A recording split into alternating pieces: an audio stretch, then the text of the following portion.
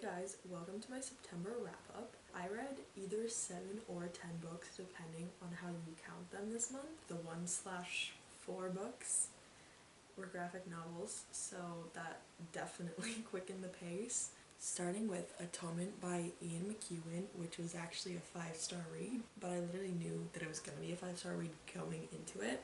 This book, sadly, took me like 2.5 weeks to finish. Not because it's a bad book by any means. This is a 5-star read, as I said. It's just the fact that the last like 150 pages are a little bit more difficult to read, especially because one section of it is literally just about one of the characters going through World War II, but like specifically from his point of view as a small part of the British regime in France, in the north of France, at Dunkirk. But pretty much the book, it starts with this girl, Bryony. So she sees her older sister, Cecilia. Bryony's only 13 and her sister is 23? I think they're 10 years apart. And this kid, Robbie, or not kid, he's also 23 years old. So Cecilia and Robbie have been best friends since they were little. Robbie's mom works in Bryony and Cecilia's house. They start like some romantic feelings. And pretty much Bryony sees this and she's like, oh no, like Robbie's a maniac, like he's doing things to my sister. He's crazy. Pretty much he is wrongfully convicted of rape and sent away to jail. He goes to war because of that. Like he could either join the war or continue in prison. I don't think I've ever actually hated a character more than I hate Bryony Tallis. I understand that she's 13 years old because of the fact that we get to see into her thoughts. It just makes me a lot more upset with her. I genuinely don't think I've ever hated a character more than her, but the book was executed so well. The story is so good. Once again, it was a 5-star. I loved it. So good. The next book was a book with a rating. That's about as much as I can say about this. It's Conversations with Friends by Sally Rooney. It's just so bland that the only way to describe it is a book with a rating. It's just completely average to me. I gave it a 3. I would put it more on a low 3. I think a 3 is a very broad range for me. Okay, so I brutally hate the endings of Sally Rooney books. I first read Normal People. I really liked Normal People. I thoroughly enjoyed it. I think I gave it a 4 stars. I really liked it. The ending just kind of like did not work with it. This was much worse.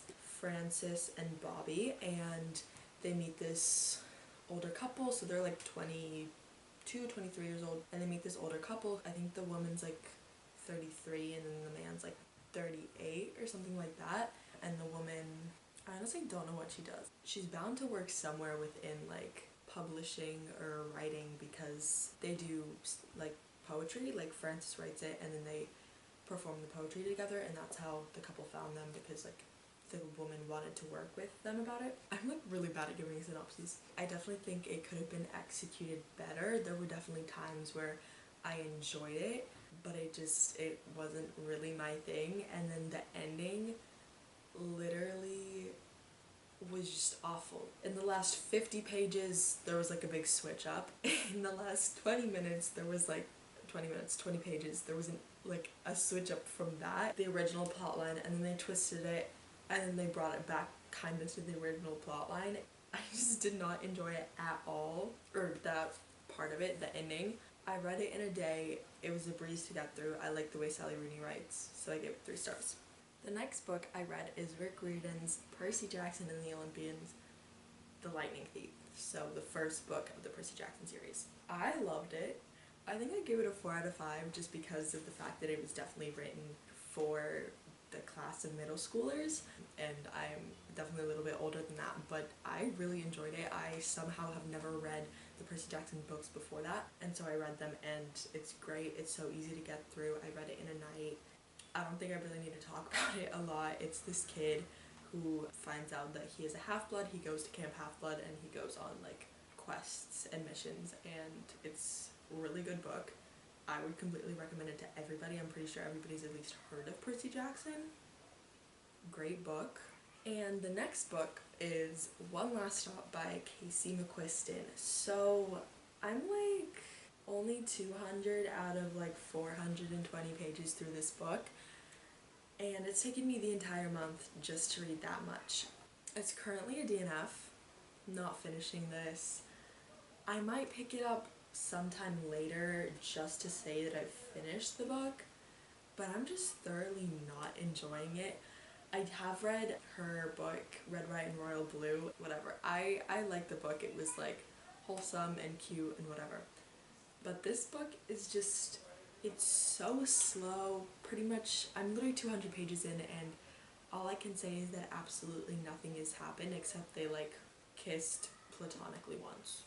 That's it. Like, that's it. I can't deal with this book. It is just not doing it for me at all. I'm pretty sure literally my first DNF of the entire year. So, great job. I really had high expectations for this too, which sucks. Okay, so my next book is The House on Mango Street by Sandra Cisneros.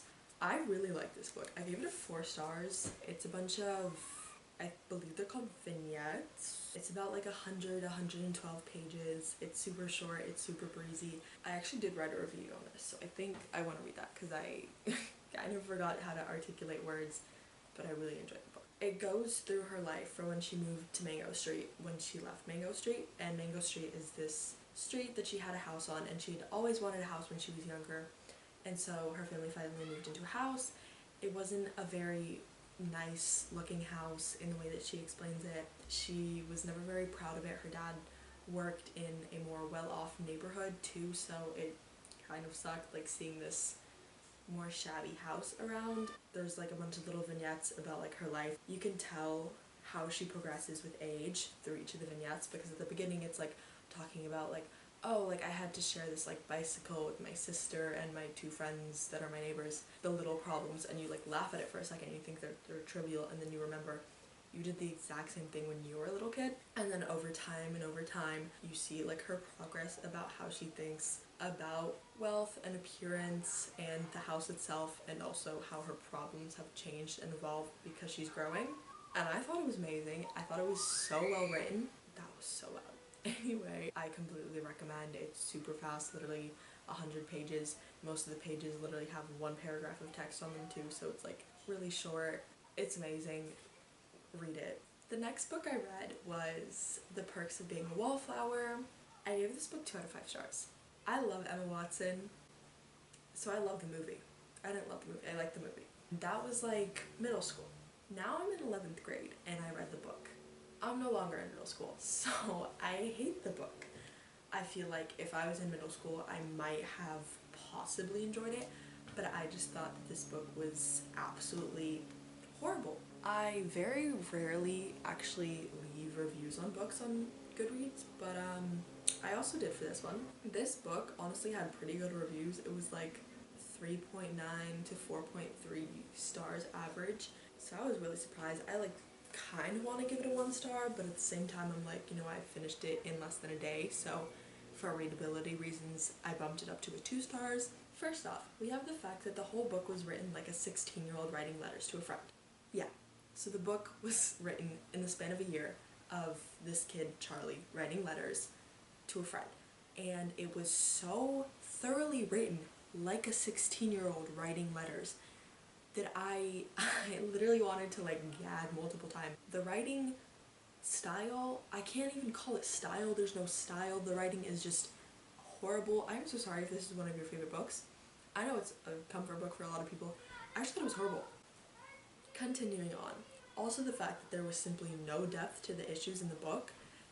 The book literally like sort of alludes to a bunch of different trigger warnings and content warnings and sensitive subjects, but it doesn't touch them. It'll be like, oh yeah, da da da da da, like abuse. It just kind of like breezed over and brushed over and like mentioned it, and I just did not enjoy that at all.